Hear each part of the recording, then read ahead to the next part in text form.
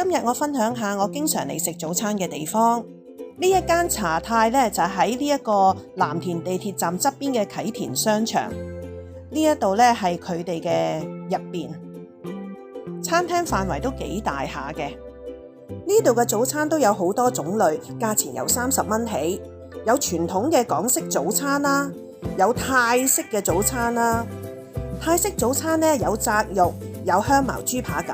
一般咧健康啲咧，茶工咧都會叫呢一個生菜吞拿魚三文治，因為咧佢有半個火龍果嘅。呢個無糖低脂鮮奶麥皮咧，連埋2隻蛋咧，同埋有條蕉咧，都幾健康嘅，33蚊。佢哋亦都有三文治餐，30蚊起。飲水就自己去自助區攞啦。呢個午餐肉咧，成塊都幾多下嘅，都厚切嘅。咁啊，同埋個火腿啦，通粉都幾多下嘅，係啦，隻蛋都煎得幾靚。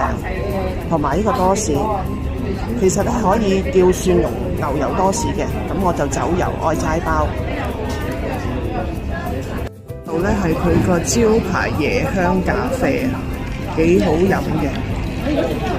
嗱，呢個減脂餐啊，就有份吞拿魚三文治、麥皮同埋半個火龍果，加杯嘢飲。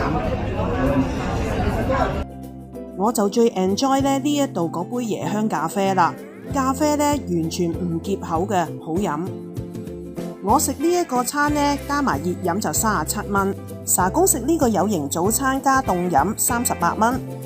台面咧有呢一個牌啊，寫住惠顧午餐同埋茶餐咧，可以加錢咧品嚐呢啲咁嘅食物。我就睇中咗嗰個迷你芒果糯米飯，加22蚊啫。下次嚟咧呢一度試下先。哇，仲有呢一個椰青啊，推廣價都係35蚊。呢度呢啲早餐價錢呢非常之合理啊！我哋2個人食咗都係75蚊，份量都好多。食咗呢一餐，晏晝真係唔使點樣食。